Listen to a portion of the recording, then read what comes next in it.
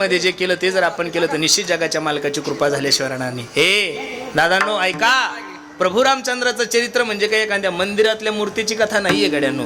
प्रभू रामचंद्राची कथा म्हणजे प्रभू रामचंद्राचं जीवन चरित्र म्हणजे काही एखाद्या मंदिरातल्या मूर्तीची कथा नाहीये. प्रत्येक घराला मंदिर बनवणारी कथा म्हणजे प्रभू रामचंद्राचं चरित्र आहे. महाराज, मी नेहमी सांगत असतो, प्रभू रामचंद्राचं जीवन हे आचरणीय, एक बाणी, एक पत्नी, एक वचनी, सगळ्या गोष्टी एक एक आहे. प्रभू रामचंद्राच्या चरित्रातले जेवढे काही पात्र आहेत त्या सर्व पात्रांचा जर विचार करायला गेलो तर निश्चित तुमच्या आणि माझ्यासाठी खूप मोठा आदर्श आहे. प्रभू रामचंद्रासारखा देव नाहीये, प्रभू रामचंद्रासारखा मित्र नाहीये, प्रभू रामचंद्रासारखा शत्रू नाहीये, प्रभू रामचंद्रासारखा मुलगा नाहीये आणि प्रभू रामचंद्रासारखा काय नाहीये, देवही नाहीये. सर्व चरित्रातले सगळे पात्र पहा. हनुमंतरायाची भक्ती पहा, केवटाची भक्ती पहा. प्रभू रामचंद्राचं जीवन चरित्र सांगत असताना महाराज सांगतात, कैकईचं प्रभू रामचंद्रावर असणारं प्रेम, कौशल्याचं प्रभू रामचंद्रावर असणारं प्रेम, दशरथाचं आपल्या लेकरावर असणारं प्रेम, रावणाचं आणि प्रभू रामचंद्राचं शत्रुत्व, भरताचं प्रभू रामचंद्रावर असणारं प्रेम, या सगळ्या गोष्टी जर पाहिल्या तर खरं सांगू, प्रभू रामचंद्राचं चरित्र हे दिव्य चरित्र आहे. ज्या ज्या वेळेस या धर्मावर ग्लानी येते त्या त्यावेळेस जगाचा मालक अवतार घेतो. भगवान श्रीकृष्ण अर्जुनाला गीतेमध्ये सांगतात, अर्जुन ऐक, यदा यदा हि धर्मस्य ग्लानिर्भवति भारत अभ्युत्थानम धर्मस्य तदात्मानं सृजाम्यहम् परित्राणाय साधूनां विनाशाय च दुष्कृतां धर्म संस्थापनार्थाय संभवामि युगे युगे. ज्या ज्या वेळेस या धर्मावर ग्लानी येते त्या त्यावेळेस जगाचा मालक अवतार घेतो. तुलसीदासजीने रामायणामध्ये वर्णन केलेले, हा जब जब होए धर्म की हानी हो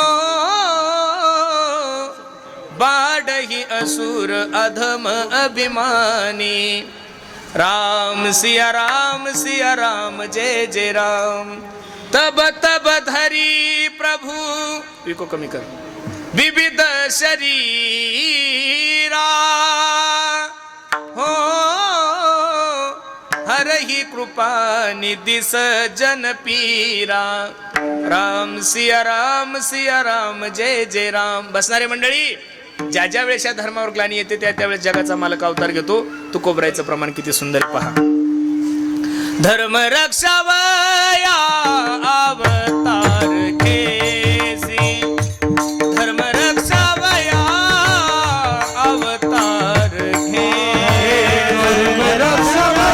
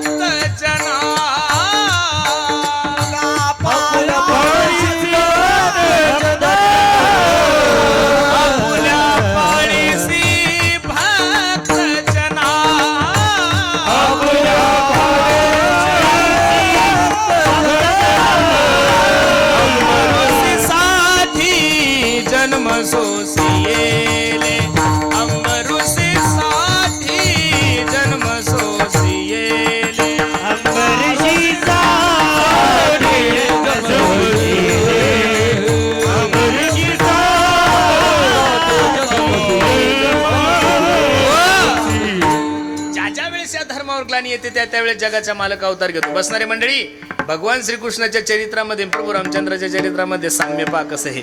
भगवान श्रीकृष्णाचा जन्म श्रावण महिन्यात रात्री 12 वाजता झाला. किती 12 वाजता झाला? रात्री 12 वाजता. आणि भगवान प्रभू रामचंद्राचा जन्म चैत्र महिन्यामध्ये सकाळी 12 वाजता. त्यांचा बिचाऱ्याचा रात्री 12 आणि या बाबाचा कुठं झाला?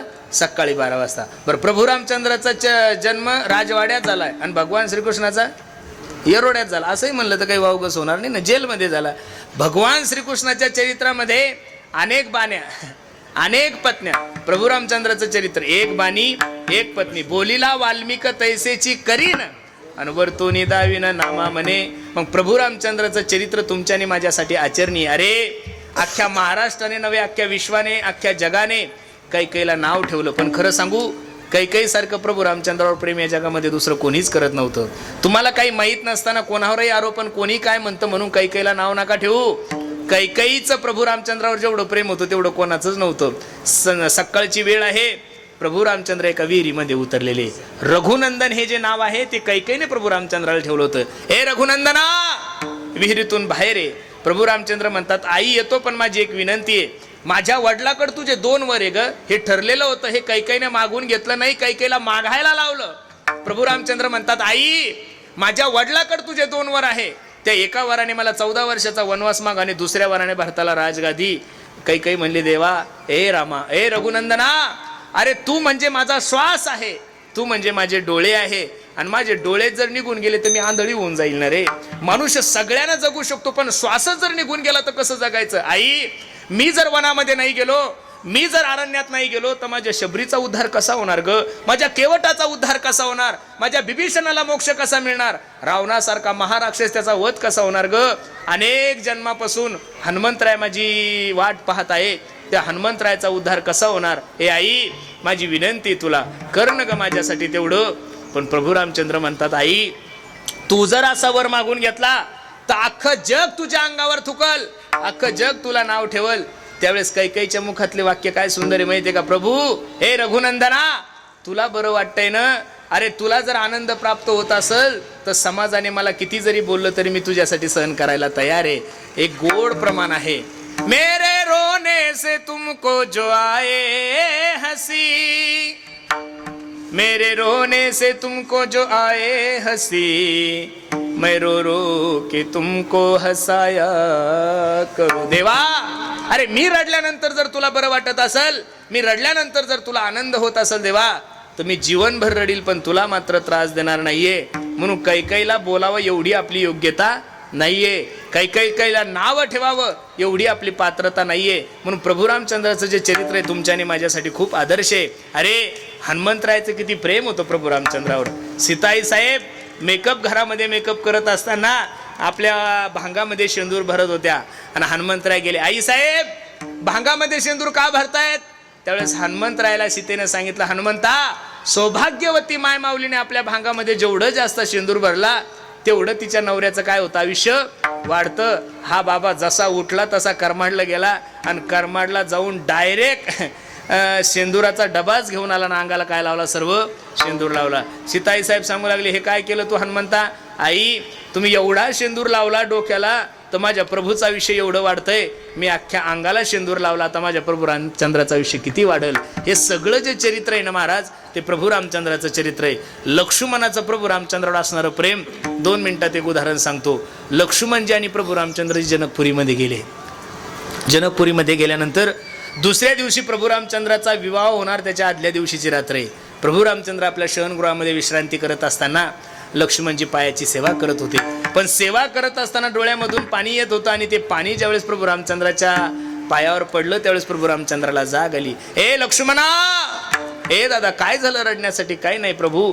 जसे जसे प्रभू रामचंद्र विचारत होते तसं तसं लक्ष्मणजीचं रडणं वाढत होतं. ए लक्ष्मणा, सांग ना काय झालं रडण्यासाठी. तुला बाबाची आठवण आली का, आईची आठवण आली का. नाही प्रभू. मग रडतो का. उद्या माझा विवाह होणार आहे म्हणून तुला त्रास होतोय का. नाही प्रभू, तुमचा विवाह होणार म्हटल्यानंतर जगात सगळ्यात जास्त जर आनंद कोणाला होत असेल तर मला होतोय. अरे मग रडतो का. त्यावेळेस रडता रडता प्रभू रामचंद्राला लक्ष्मणजी सांगू लागले, प्रभू उद्या तुम्ही सीताई साहेबाच्या गळ्यामध्ये वरमाला घालणार. हो. सीताई साहेब तुमच्या गळ्यामध्ये वरमाला घालणार. हो. तुम्ही सीताई साहेबाच्या गळ्यामध्ये मंगळसूत्र घातल्यानंतर प्रभू उद्या तुमच्या शिरावर अधिकार कोणाचा होणार, सीताई साहेबाचा. आणि उद्या रात्री मी ठरवलं तरी तुमच्या पायाची सेवा करू शकणार नाही का. उद्यापासून तुमच्या पायाची सेवा करण्याचा अधिकार कोणाला प्राप्त होणार, सीतेला प्राप्त होणार. बसणारे मंडळी, ओ लाडगावकर, एक भाऊ आपल्या भावाची उद्यापासून सेवा भेटत नाही म्हणून रात्रभर रडणारा लक्ष्मण कुठं, आणि आज अर्ध्या एकरासाठी भावाच्या डोक्यामध्ये कुऱ्हाडी घालणारे लक्ष्मण कुठं. मला तुम्हाला एवढंच सांगायचं, रामायण आपल्या महाराष्ट्रात जन्माला आलंय, रामायण आपल्या भारतात जन्माला आलंय. अरे मग रामायणाचा थोडा तरी आदर्श जीवनामध्ये घ्या. प्रभू रामचंद्राचं चरित्र हे दिव्य चरित्र आहे. आणि प्रभू रामचंद्र ज्या वंशामध्ये जन्माला आले त्या वंशाचं नाव आहे सूर्यवंश. आणि प्रभू रामचंद्र भगवान श्रीकृष्ण ज्या वंशामध्ये जन्माला आले त्याचं नाव आहे चंद्रवंश. प्रभू रामचंद्राचा आणि भगवान श्रीकृष्णाच्या चरित्राचा अजून एक विशेष सांगतो. प्रभू रामचंद्राच्या चरित्रामध्ये जोपर्यंत नवस केला नाही तोपर्यंत पोरं झाले नाही, आणि भगवान श्रीकृष्णाच्या चरित्रामध्ये जोपर्यंत भांडण केलं नाही तोपर्यंत लग्न झाले नाहीये. आता तुम्हाला सर्वांना माहिती आहे, दशरथाला पोरगा नव्हता, पुत्र कामिष्ठी यज्ञ केला, सर्वांना सगळ्या गोष्टी ज्ञात आहे. किती वाजले? 10 मिनिटं बाकी आहे अजून. हा म्हणजे मला सांगा, 12ला पण पुष्पवृष्टी करू, 9 मिनिटं. विठ्ठल विठ्ठल विठ्ठल विठ्ठल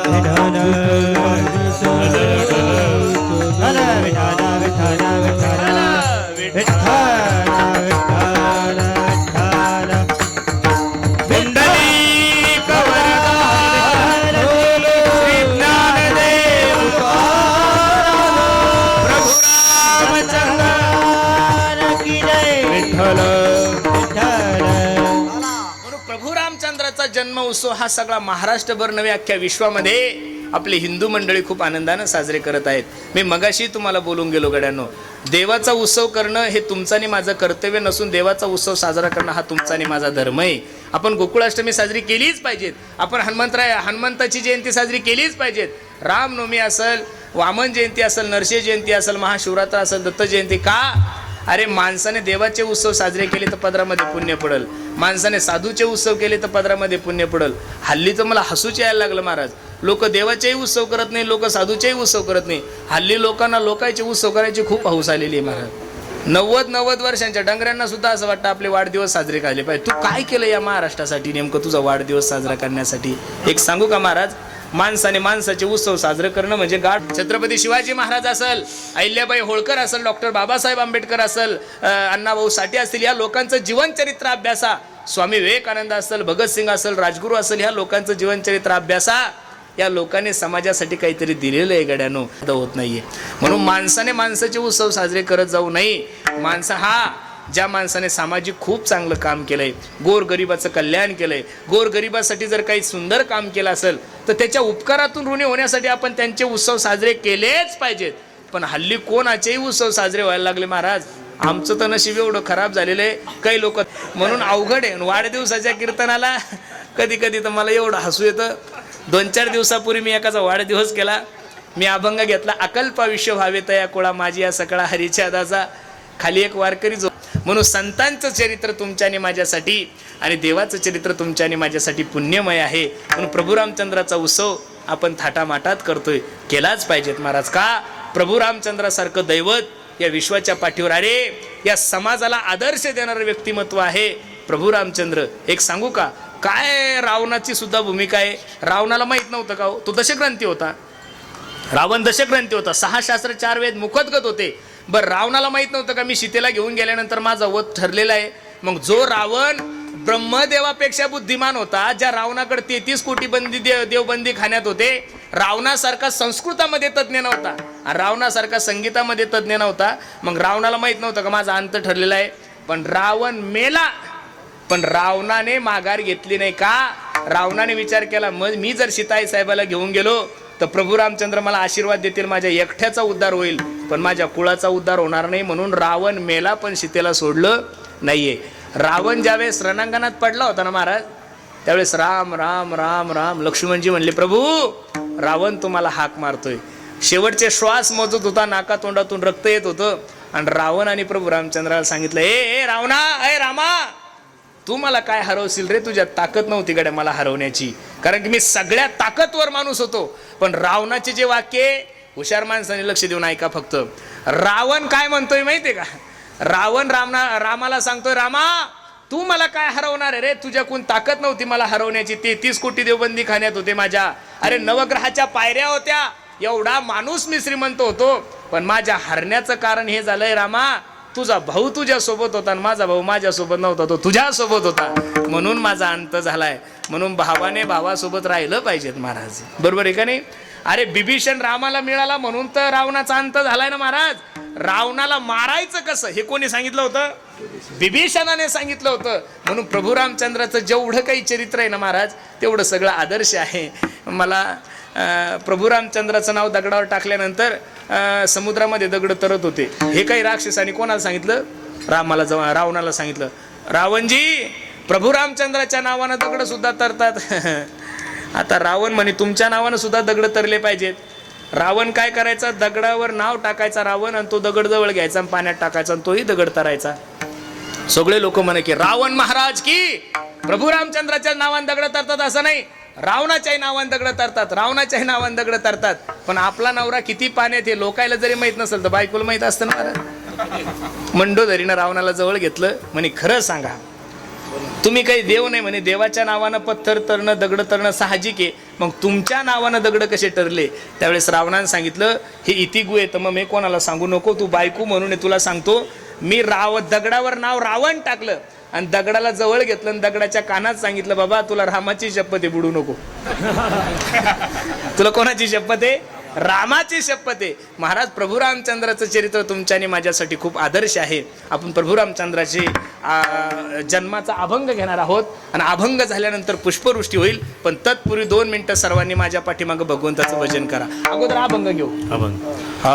उत्तम हा चैत्र मास, उत्तम हा चैत्र मास, उत्तम हा चैत्र मास, उत्तम हा चैत्र मास, ऋतू वसंताचा दिवस, ऋतू वसंताचा दिवस, ऋतू वसंताचा दिवस, ऋतू वसंताचा दिवस, ऋतू वसंताचा दिवस, ऋतू वसंताचा दिवस, शुक्ल पक्षी ही नवमी, शुक्ल पक्षी नवमी, शुक्ल पक्षी ही नवमी, शुक्ल पक्षी नवमी, उभे सुरवरती व्यामी, उभे सुरवरती व्यामी, सुरवरती व्योमी, उभे सुरवरती व्योमी, उभे सुरवरती व्योमी, उभे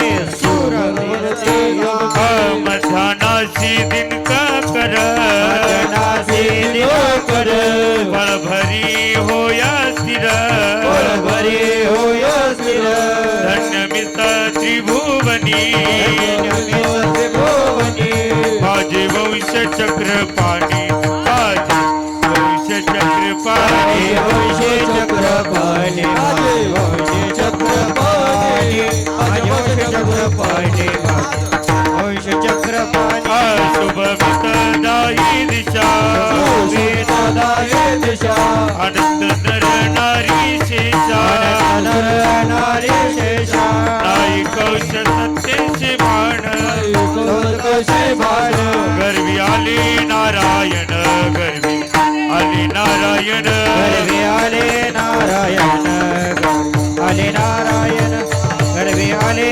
नारायण, गर्वे आले नारायण, आयोनी संभव, आयोनी संभव, प्रगटला हा राघव, प्रगटला हा राघव, प्रगटला राघव, प्रगटला राघव, प्रगटला राघव, प्रगटला राघव, नामाने डोळा, नामाने डोळा, पाहिन त्रिभुवन पाळा, पाहिन त्रिभुवनी पाळा, पहिला त्रिभुवन पाळा, पहिला त्रिभुवन पाळा, पहिला त्रिभुवन पाळा, पहिला त्रिभुवन पाळा.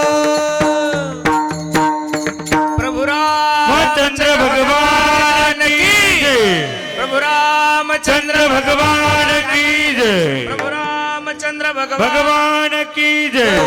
2 मिनिटं सर्वांनी प्रभू रामचंद्राचं भजन करायचं.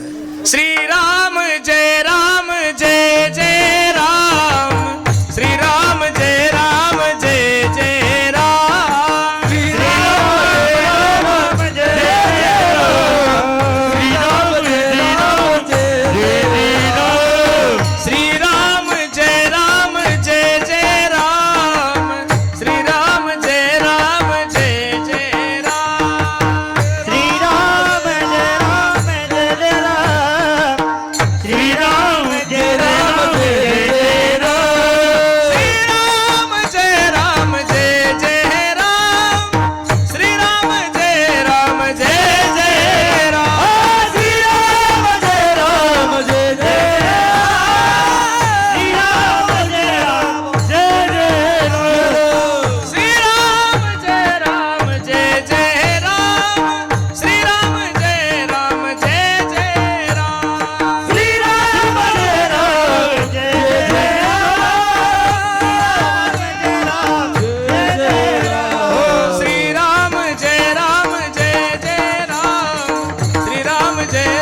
जय जय राम श्री राम जय जय राम श्री राम जय जय राम जय जय राम प्रभु रामचंद्र भगवान की जय प्रभु रामचंद्र भगवान की जय प्रभु रामचंद्र भगवान की जय भगवान प्रभू रामचंद्राचा जन्म उत्सव आपण साजरा केलाय. काल्याचं कीर्तन आहे.